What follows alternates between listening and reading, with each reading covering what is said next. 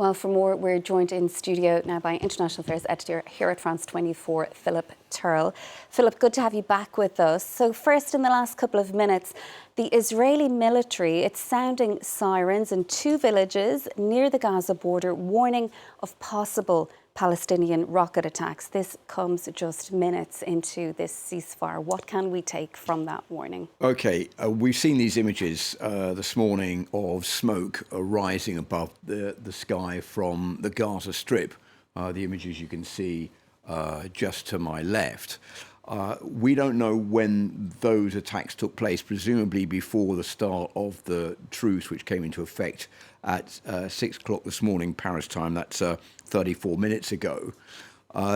But Israel has issued this warning. We don't know whether or not there have been any rocket attacks launched from the Gaza Strip this morning. These rocket attacks, which are basically made by homemade rockets out of pipes and smuggled equipment that's brought in through the tunnels into the Gaza Strip, that Hamas has been still managing to get off the ground, even though Israel has been launching all these attacks since the 7th of October. So we don't know if there are any rocket attacks. This could just be a precautionary move by Israel in case there are some within Hamas who don't want to respect the ceasefire and who want to continue firing rockets into Israel on strategic sites there. It just goes to show how fragile this ceasefire agreement is. Going back to the images of the Gaza Strip that we have here, in the last few hours we've had a couple of pieces of information which came out. One saying at least 12 people have been killed, including children, at a central Gaza refugee camp called Nuseirat. That's according to sources at the Al-Aqsa hospital in Gaza. And in another incident, the Israeli security said it killed a top Hamas naval commander who's been named as Ammar Abu Jalala, who directed, according to Israel, several attacks by sea. They released a video reported to show that airstrike, although that hasn't been independently confirmed by anybody here at France 24 so far. And Philip, can we be confident at this stage that those hostages we've been speaking about, the first tranche of them, will be released later today? I think we're in a situation now, Sharon, where many people are saying, OK, this isn't perfect. We'd like more hostages to be released. We'd like them all to be released in one go. That's what Israel wants. Everybody in Gaza wants the bombing race to stop. But I think this is an occasion that has to be grabbed by the horns to get these hostages free today, to move forward, because there's no way through just military action. There's got to be a negotiated political settlement to the situation in Gaza. This is the deal. A 4-day pause, which began 35 minutes ago. Then at 2 p.m., 14 hours GMT this afternoon, Hamas is going to free 14 hostages. Israel will release 39 Palestinian prisoners, the 1-to-3 ratio, 1 hostage for 3 Palestinians.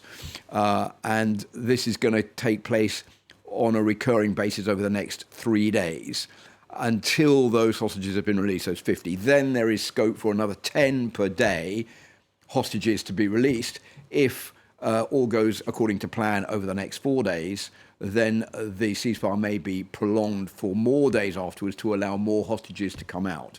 So we're really at a pivotal moment, if you like.